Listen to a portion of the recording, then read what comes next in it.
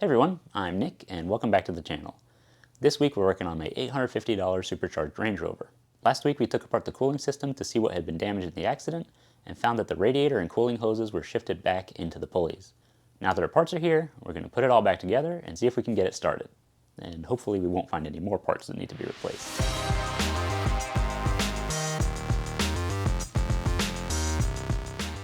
We're going to replace both drive belts, both tensioners, and the two idler pulleys on the accessory belt. So to do that, we have to start with the fan belt. So this is the fan belt goes from the harmonic balancer, the tensioner, to the supercharger, to the fan pulley. So this is where the fan mounts to and the one we removed. Once we remove that, we have to remove the pulley bracket, and then we can work on the main drive belt. So the first thing to do to remove the belt is release the pressure on the tensioner, pop the belt off, and then we'll remove what we need to. So for the tensioner, we're going to use a breaker bar. It's a 3/8, I think. It'll slot right in. Right there, that slots in. Push on it. That releases the tension.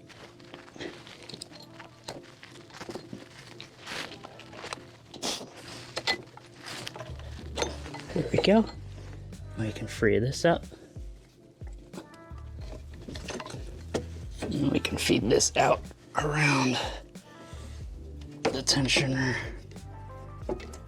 probably. So there's not a ton of room to get the belt out around the tensioner. So I'm actually gonna remove the tensioner since we're pulling it out anyway. That'll make it easier to put into place. Now in this car, this tensioner, the bolt is a 15. Get that out with my ratcheting breaker bar.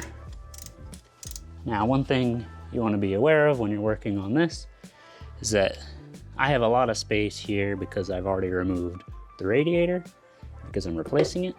But if you have your radiator in place, you want to make sure you protect it. So maybe put a piece of cardboard over it and tape it on in place so that you protect it. And you can do that while you're working. That way if you bump into it, you don't damage the fins. Now I still have to be careful of the condenser, but it's much further away. So pretty low risk. Oop. Oops. Get our belt out. There we go. Here's our tensioner. I don't know if you can hear that. Not awesome. It's a good thing we're replacing it. Ford Motor Company, Fomico. Nice. Probably an original part. Now with the belt and tensioner out, we can turn our attention to the fan pulley. So we're gonna remove the 3 10mm bolts on here and put that aside because we're reusing this. I'm using a right angle impact driver. Make it a little faster for me. That done, I should be able to just get that out, but might have to use a little mallet.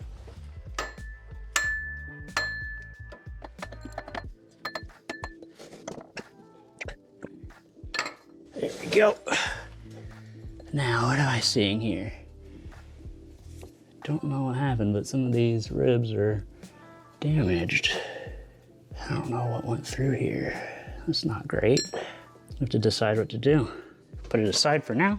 Right here is that's the bearing for the fan pulley. And it has 1, 2, 3, 4, 5 bolts on it. I believe they're 8s. And there's cutouts on here so you can put in your tool to loosen them up. Okay, they are 8s. Now the reason we have to remove this bracket is that it actually covers access to the primary belt, and to even remove the other belt we have to take it out. So that's kind of heavy. Okay, this is the fan belt bearing, and the fan bearing because the fan actually screws on to these threads. And this is specific to the Supercharger version because the threads are normal as opposed to the 4.4 non-supercharged AJV8.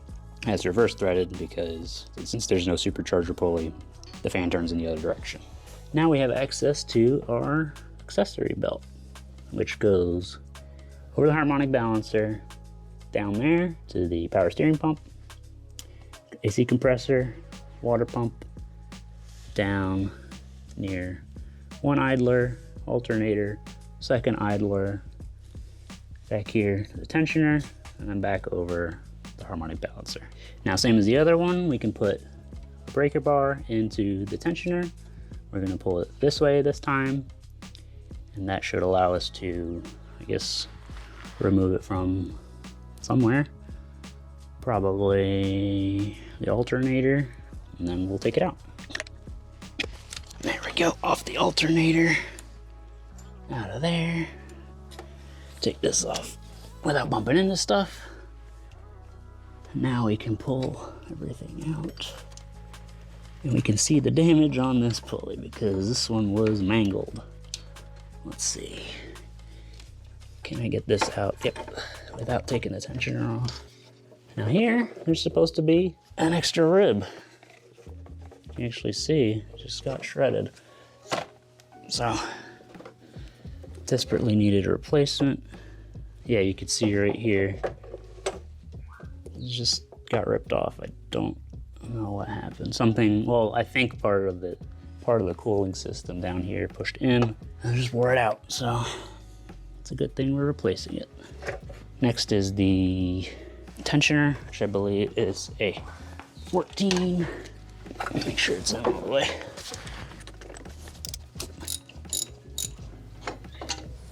And there is the tensioner. Ooh. That doesn't sound great. So once again, a good thing we're replacing it. So now that our primary belt is off and our tensioner is off, I'm gonna start with the top pulley here. It's just a little bit smaller, they're not identical. And this one is a 13.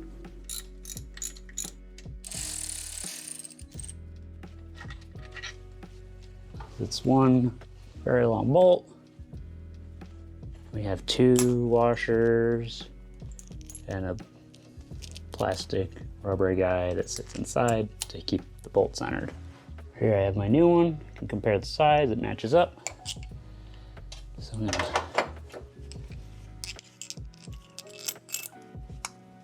pop this on. And this is not the same size bolt, obviously. Of course, why would it be the same? This one's a 10.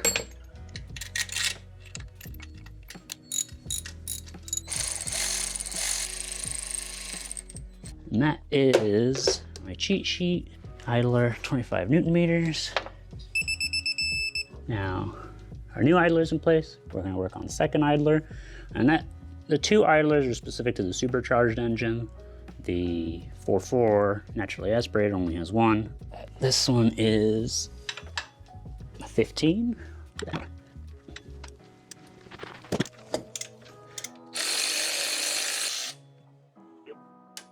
Now, for this one, there's an updated design that has little lips on the other side, but it is the same size. So I'm reusing this bolt which has a little plastic thing that slots into the bearing. So we've got our part like this now, and that's gonna go in place just like the other. This is also 25 Newton meters, so.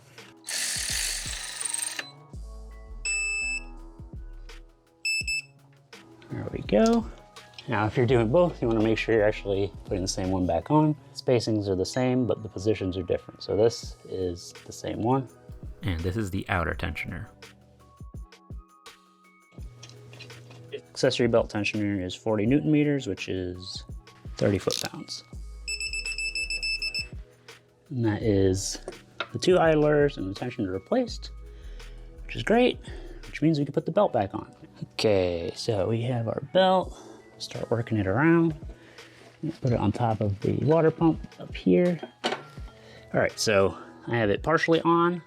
It's over the water pump, compressor, power steering pump, crank pulley, tensioner, and then just have it near the alternator. And so what I'm going to do is get my breaker bar on here, take all the tension off the tensioner and just pop it onto the alternator, and I'll make sure it's centered everywhere. No, I got it. Centered, centered, centered. And centered in there.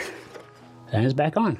So if you have an extension here, you can actually bring your breaker bar down into this area, and that really gives you enough space to pull it in. And you want to double check that it's centered on all the pulleys, and that's the accessory belt. So now it's time to put the fan belt back on.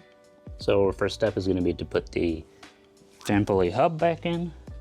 This one here with the 5 bolts. So it aligns on that opening there, which is this piece.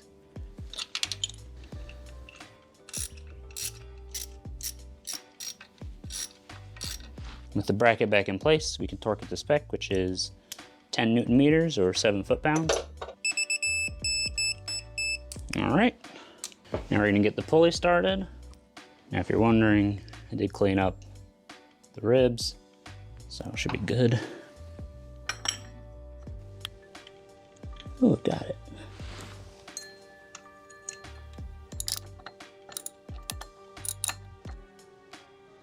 With the pulley in place, we can't tighten it all the way yet because there's no resistance on it. So we're gonna wait until the belt is on, and then we can torque those to spec.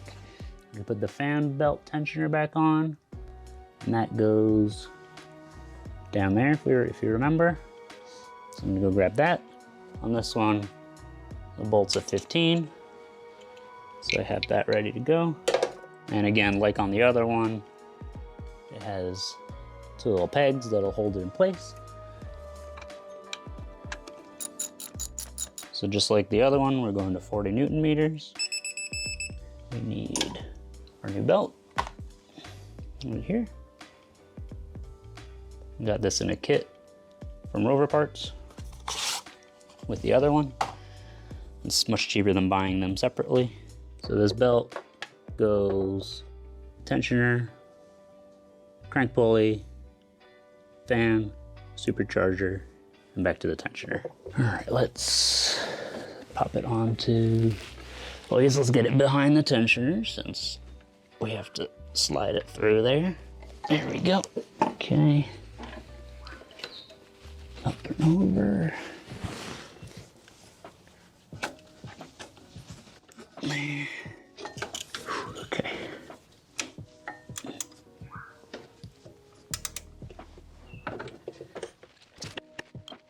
To make it easier, I'm actually going to remove this bracket here. This little bracket holds the hose normally, but the piece that holds the hose is missing. But anyway, this will make it easier for us to run the belt and then just hook it over the supercharger pulley. So I pulled that bracket off. I'm gonna leave it off the pulley and run it around the crank, a water pump, like that. That's centered, I think, yeah. All right, and I'll pull on this. That should.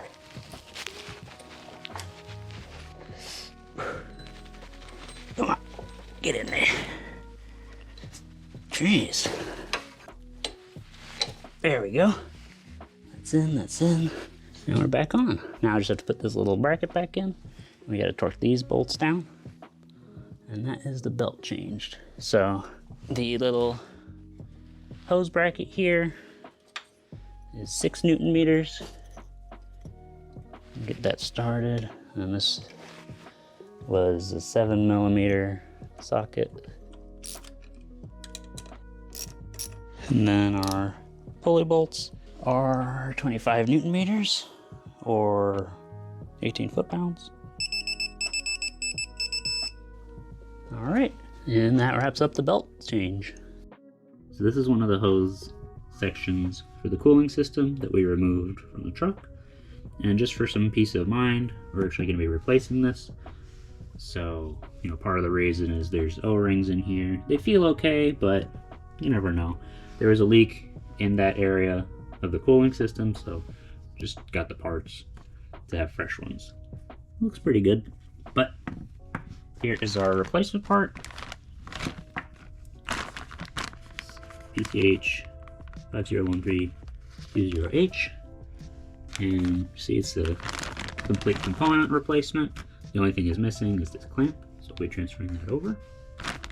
Otherwise it's identical.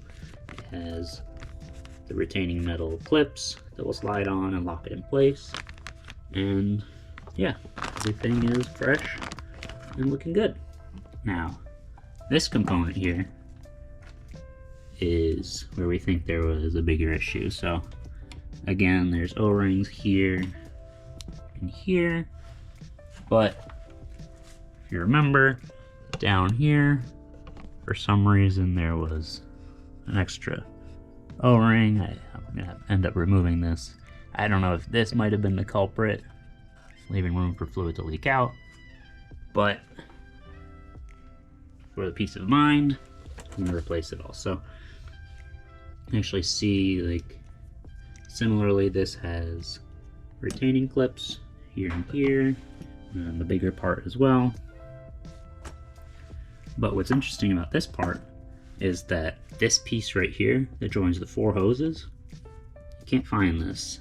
So we're actually going to be reusing this section, reconstructing the rest with these parts. So we have our fresh piece here for the top part. This hose is still on the car. And we have our replacement lower hose right here. So these parts are PCH 502100H bleeder hose and PCH 501880H, which connects to that part, which either is on the car or potentially this piece. I'm not sure, but these are the ones that were available, so these are the ones we're putting on. Now, I didn't see any immediately obvious places where this could be leaking, but again, it's for peace of mind. These trucks are really sensitive to overheating when there's issues with the cooling system, and that's part of the reason we're replacing the radiator and these hoses.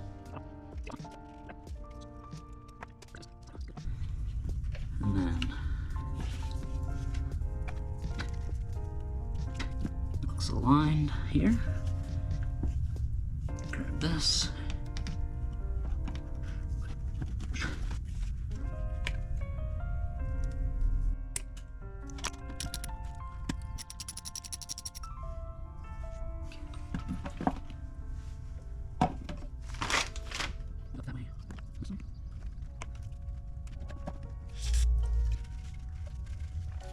This is like this. There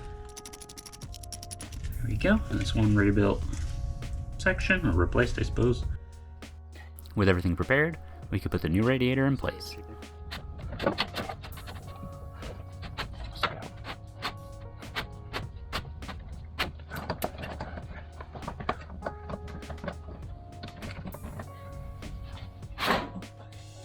To make sure the bottom of the radiator was in the right position, I guided it in from underneath the truck.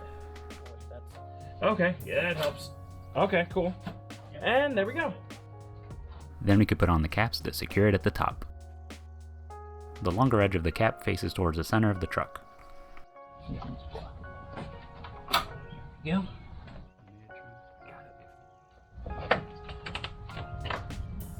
Yep, I think that's good. You've got yours crooked. Got a bump here? Oh yeah, that's not right. Cause look, oh yeah. Cause if you feel this one, it goes down. So we're trying to do here so that this goes in straight and keeps the radiator in the correct position instead of pushing it forward. Since this, not the top part, but the metal part inside got tweaked when the radiator popped back. This side went up and this side went down. So I've been banging on this side a little bit. Try to use a slide hammer to get a little hook in here and kind of raise that a little bit so that when we screw it in, it screws in straight.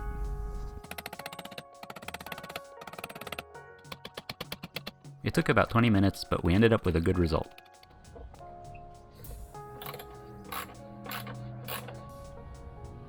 That is way better than it used to be. Yeah, it looks like it's actually at the same depth on both sides now. Perfect. Now both of these are in place. The radiator is lined up top again. Alright.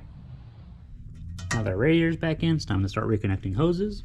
And really the first one I'm going to work on is this one, right here.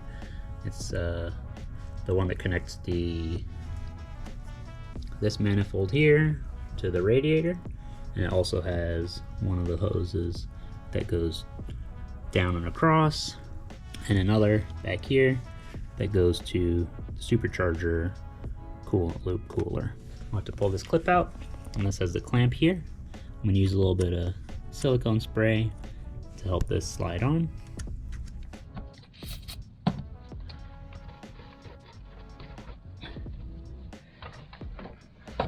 Okay.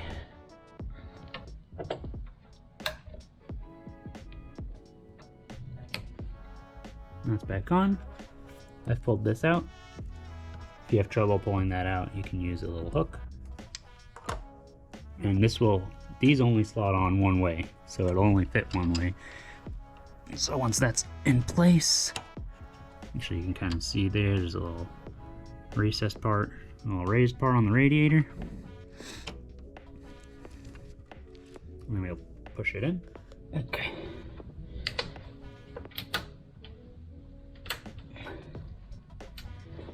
As we continue to reassemble this, right between the two here I have this hose. This connects to the lower of the two ports. So I'm gonna plug that in. That's installed and locked in. It's time to work on this piece. So we're working like this. The bottom connector goes to the lower cooler on the outside.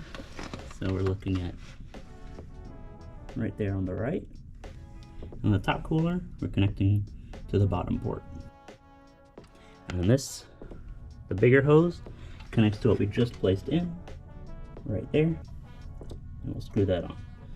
I'm gonna put a little bit of silicone grease in there to make it slide on a little more easily. I'll probably wipe some in here a little bit, and we'll pop this on. Now similarly, we have this piece. We got this hose here. You can see it right there. That's one of the hoses that runs down below. That has a slide-on clamp similar to this, so I'll be using this tool. Then we have our lower connector goes to the lower cooler on the left. This upper connector goes to the top port on the upper cooler. And then the big one right here connects up here on this manifold. Our other 3-port piece is installed in right there. And we're good to keep going. That's our 4-port manifold installed. Up here, down there, right here. I actually started by sliding that on. I didn't attach it with the clamp until the end, but that helped me have a little bit more maneuverability. And as you can see back here, if you remember, this got bent, our whole radiator had moved back. So since these hoses are really close to the pulleys, anytime the radiator moves back for, in an accident, it's possible for them to touch the belts or the pulleys and all that. So, it's a tight fit. It does look close right now, but it'll actually be a little further back when we're done because this piece of the shroud will be pulled back here. And so that'll be more clearance up here. Our last hose on this area is going to be this piece. And this bottom part connects to the upper port on the radiator. And the top right here connects to this manifold. So it's just one piece, runs over and down. That's connected here, that's connected down there. This ended up being slightly in the way, so I had to hold it out of the way, and I had to make sure it was lubricated enough to slide on properly. But it is on. So that is all the major hoses closing up the cooling system, and we're going to be in good shape to continue. Next step is going to be to put the shroud and fan back in, because they go in together because of the way it's designed, unfortunately. But it should be a lot easier than when we pulled it out, because the radiator is actually where it's supposed to be. We're making good progress. This is our fan shroud. So we're going to look real quick at things we need to keep in mind when we're putting it back in. These slot in at the bottom. There's a little pin, one of these guys that goes here. Up at the top on the radiator, they should go here and here. And then there's a screw that goes right here between this and the other portion of the shroud. And a screw that goes right here. The screw that goes to the other shroud is right here, which is very, very difficult to access, unfortunately. And the other one is right here. So the way the other shroud fits is it's going to fit in between here. I'll sandwich it in place and hold it there. If you remember, I struggled a lot getting the shroud out in the first place, and it turns out Range Rover says evacuate the AC system, disconnect it over here, and then do the work, reconnect everything with a fresh O-ring, and then refill the AC system. I don't want to do that. So we're going to do our best to make it work like we did last time. Hopefully it'll be a little easier because the radiator is actually in the right place. You know, if we need some more space, I may pull this hose back off, since there's no coolant in it right now anyway. So yeah, one thing I'm going to do before we put the fan and the shroud back in is I'm going to make a shield here out of cardboard, because I know things are going to bang in here. The fan's going to be floating around until we screw it on, but we can't screw it on until the shroud's in place. And I don't want to damage this brand new radiator.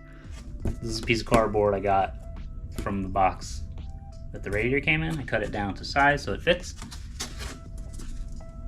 Just drop it right in. I'll protect the radiator. I can run some masking tape here to hold it in place. That way, once it's lined up, we're almost there. I can just pop it out. Probably do that. I'll try to do that once the threads are started on the fan, and we'll be good to go, and it'll be protected. And so you see, you want that to slot in right here, and then protect down here, because we're going to be sliding everything into place. Okay, so I'm going to do a test fit. I got this out of the way, then that helps a lot getting this part in. So I'm going to do a test run here.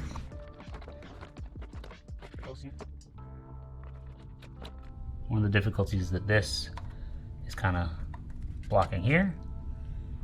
Down here we have a little ear that's going to slot in down there. And right here with the AC line in place, this tab is blocked off from getting down here. So we got to consider that. I may have to just disconnect that hose completely. The passenger side down first. Work that around here. It's better. A little better. Oh yeah. Before I put the fan all the way in, I have to thread the connector through the shroud. I'm gonna have to flex this so I can pop that tab down. I think that's good. Then we have to get this around it.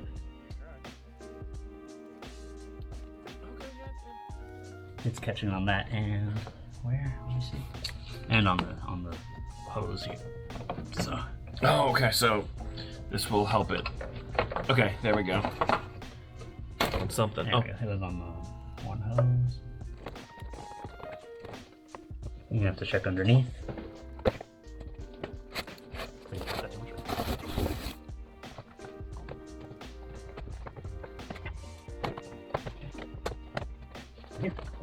Here I'm getting the fan onto the threads by hand before I tighten it up with the big wrench. On your truck I was able to actually extend the fan to get it on. There's more space for some reason. Well, because there's less stuff. Oh right, there's no intercooler. Yeah. But even then it's tight even on the other one.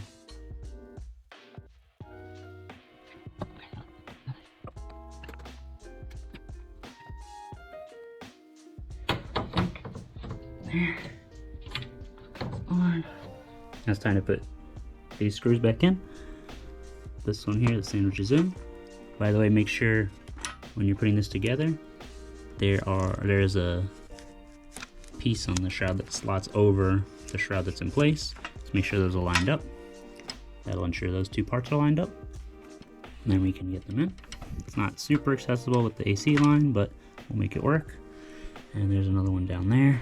But what I'm gonna try to make it easier to take out later on, if I need to, hopefully I won't, is to use anti-seize lubricant, because apparently that also works on plastic.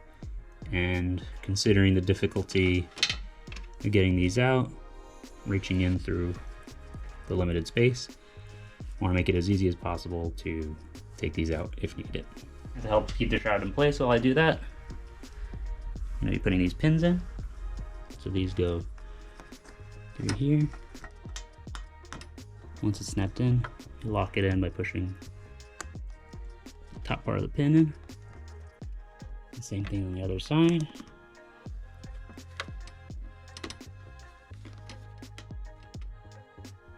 There we go. With the top of the shroud secured, I was able to get the outer screw in. So for the lower screw, you're gonna actually want to reach in right here. And then you can kind of see it where my finger is, that's where the screw goes. And there's a little bit of room. It's actually a fair amount more room than last time when we took it out, because the radiator's back in position and all this isn't forward, or back I would say, towards the engine. So I'm going to try to reach in a little 225. And nope, that's a little too long.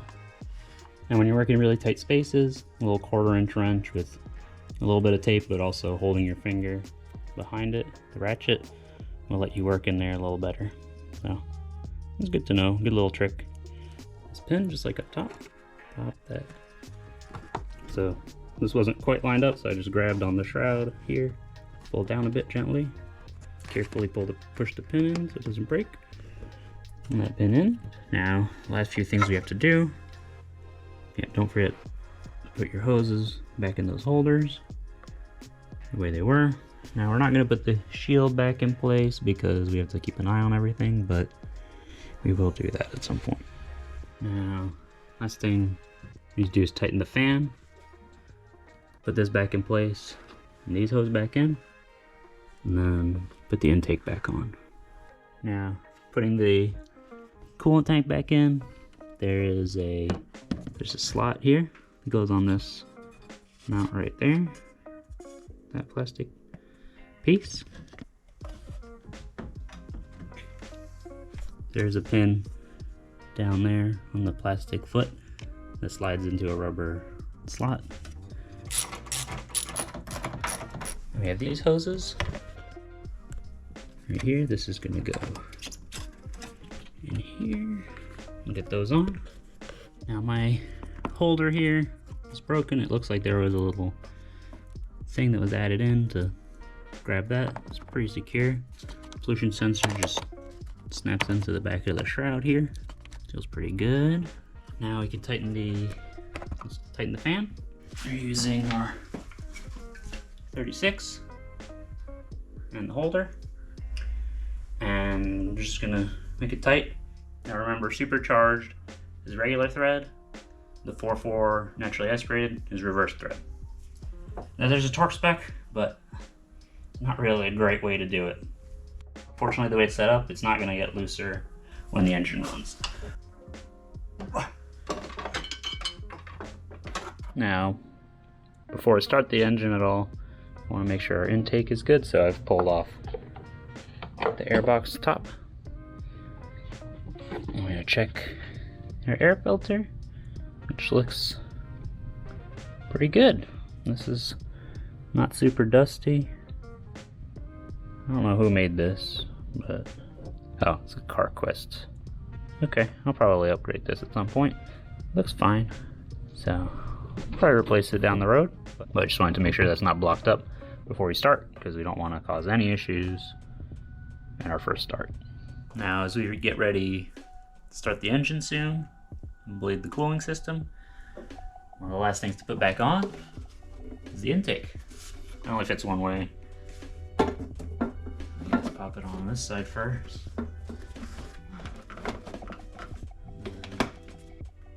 Don't forget this right here. Yeah, then we'll just tighten these up. And that's it before we tackle the cooling system refill. A critical part of refilling the cooling system is bleeding it with the engine running. Normally that's a simple task, but this truck's been crashed. During the accident, a Pyrotechnic fuse on the positive battery cable severed the connection between the battery and the starter. This is part of the airbag system, so we need to replace it. Luckily, we have a perfectly good replacement in the parts truck, so let's go get that swapped over first. So if you need to replace the battery Pyrotechnic from your crashed or totaled Range Rover, here's how you do it. This is your positive battery terminal, and this right here is the piece that breaks the circuit and prevents you from starting the car. Now, this is attached down here on the inside behind this cover, and right here with the 13mm nut on the top. There's also a little harness right here, which you push right here to separate it. You can take it apart. And yeah. Now for this cover right here, you can use a small screwdriver to pry one out. There's a little retainer tab like this on the top, one on the bottom, and one back here. So get that out. Okay. And that is the cover. You can hold on to this just in case. And then right here is another 13. You'll have to undo. Then the whole other piece of the housing comes off too. Control mounting on that side. Up at the top, same thing. And that just comes out here. And that's our whole assembly. This is a bad Pyrotechnic for the vehicle, and you can tell because this connector here is loose. So the Pyrotechnic that lives in here fires, splits the connection here, which disconnects this line, which runs out here and down to the starter. So the car or the truck will no longer start when this connection is broken. I think some of the other systems will stay on, but you won't be starting the truck anymore until this is fixed. And this is the replacement one. You can see here, nice and strong connection. And we're gonna be swapping them over. But since this battery's dead, we're gonna pull that out first. So same as on the, when we took this one off, 13 here. I have the replacement, so they have it. Yep, the back, and then that comes out. 13 again back here.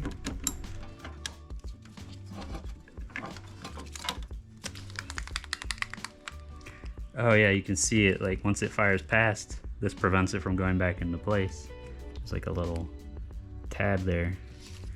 Where on this one, you can see it, it holds it in place. So this will actually prevent it from moving back forward and closing the connection.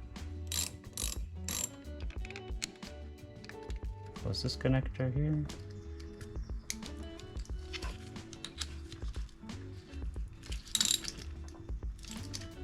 And that's our new battery lead. Now we can start the engine when we're ready.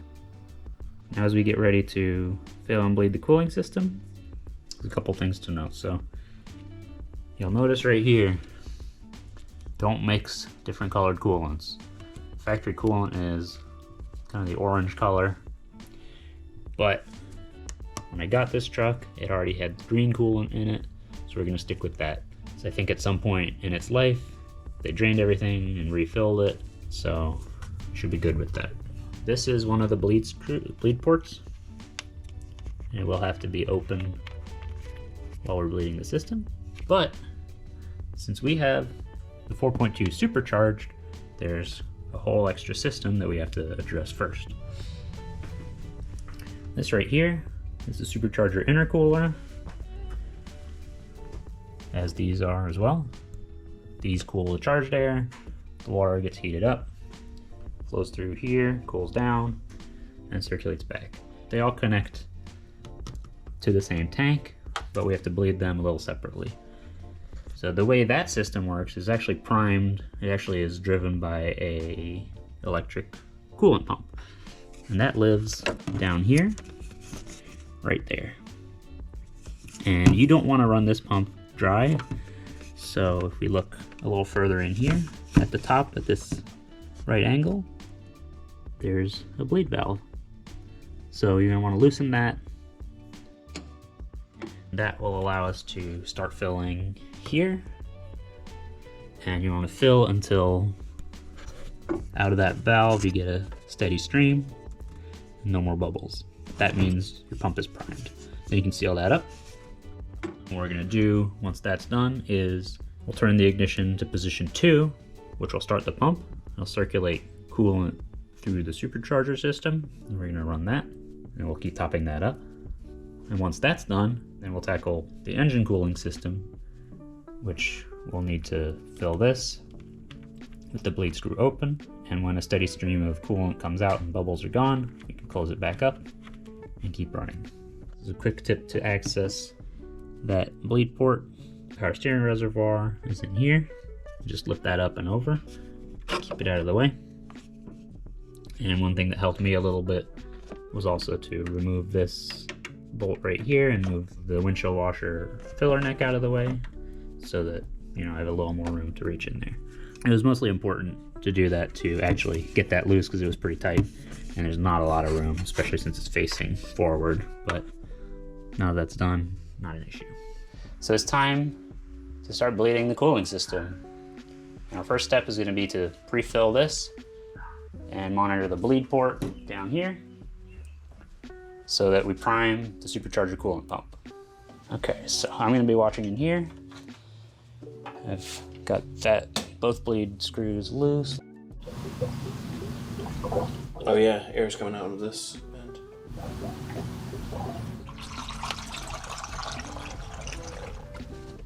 Yeah, it needs to be actively coming out. I'm going to top.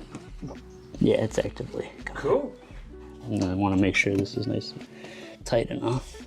So the way I felt it was I held a towel on it and I felt that it was just spreading pretty consistently. The coolant on it. I'm gonna check the oil before we even do anything else. That looks good. We'll double check. We'll definitely need to change it, yes. But yeah, we're right up to the top of the cross hatching, so that's perfect. It really does seem like the previous owner really cared about it, which is great for us. So what we're gonna do now that we've primed the supercharger coolant pump is you're gonna turn the key to 2, and then we're gonna start the engine and run it for 30 seconds, and then shut it off, and then we'll double check the levels and refill, and then we'll move on to bleeding the rest of the system. This is gonna be the first time we hear it start. Gonna start it? Go ahead. Yeah.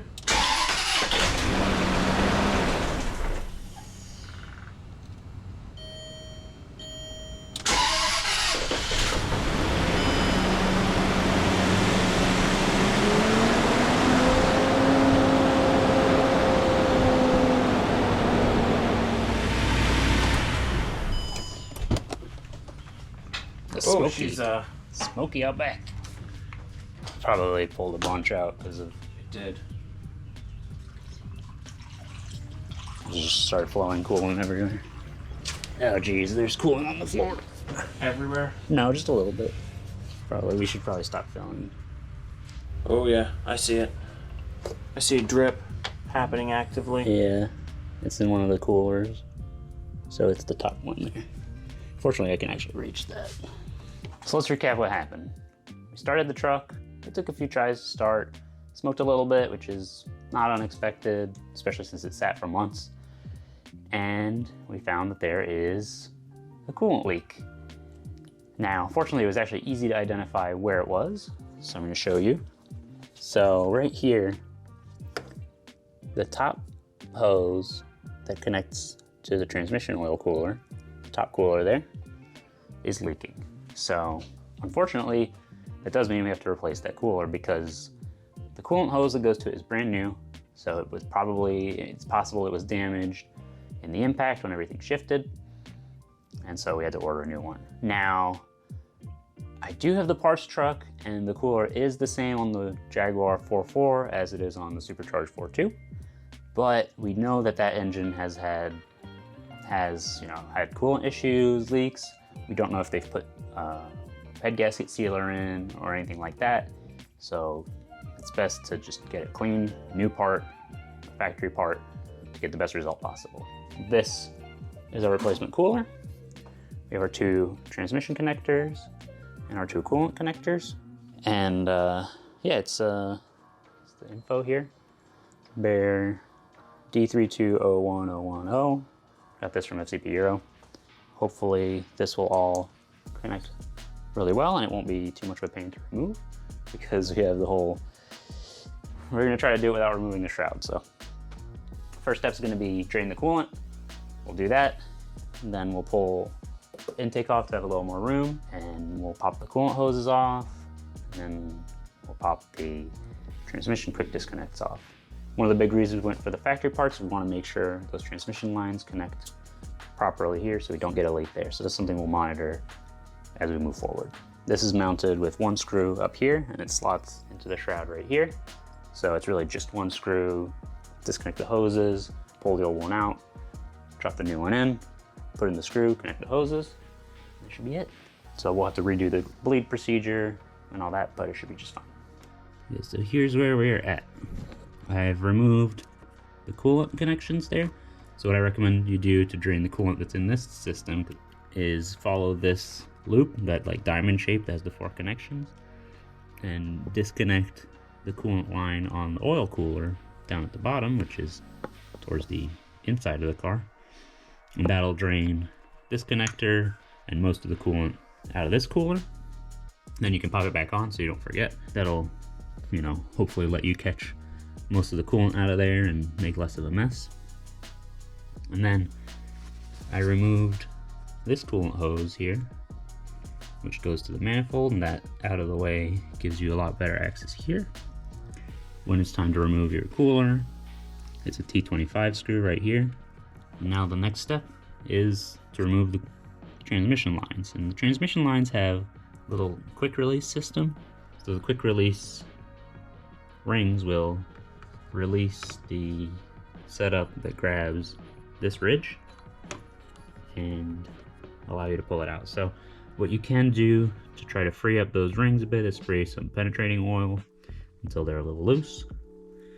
And I highly recommend you get the tool that works with it, which is the CTA Tools 3466, which will go on, compress the ring, and allow you to pull it out.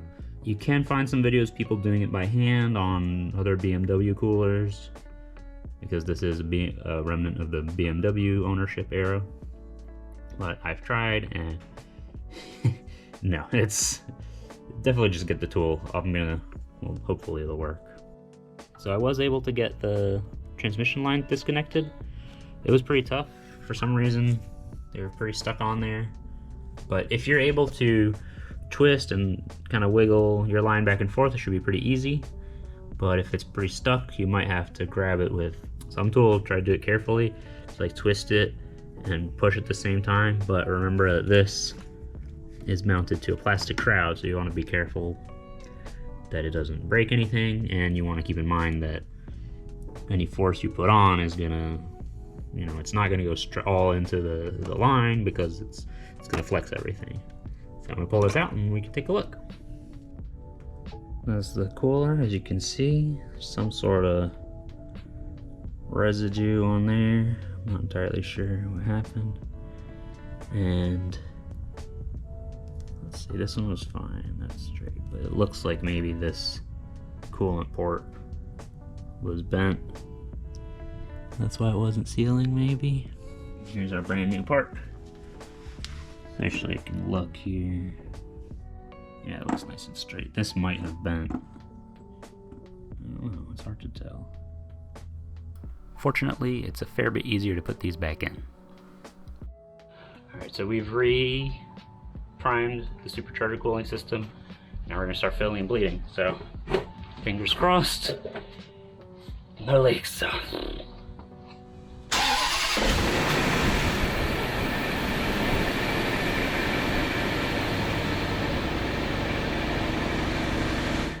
This is where we're waiting for coolant to come out. We're looking for a steady stream and no bubbles before we tighten it back up.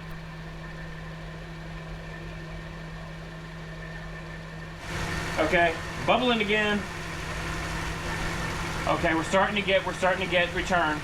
It's returning in spurts though. Okay, it's pouring out. Not many more bubbles. Now it's just pouring out.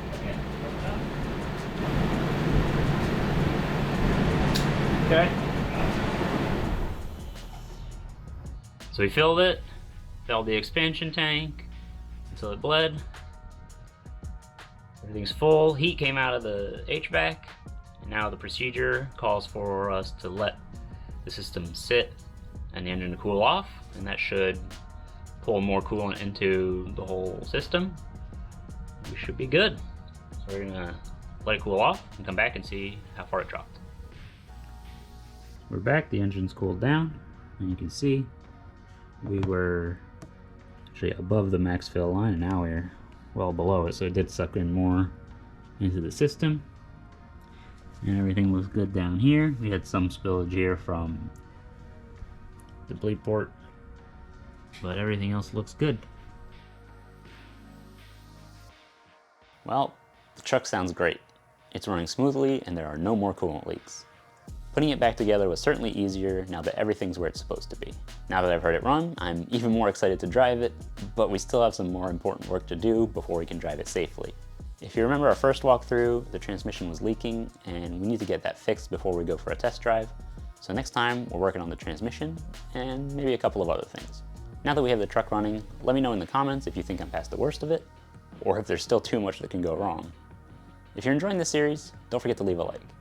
If you want to see what else we have to do to get this truck back on the road, or find out if it'll bankrupt me, be sure to subscribe. Maybe check out some of my other videos too. I'm always working on some cheap European luxury cars. Thanks for watching, and I'll see you next week.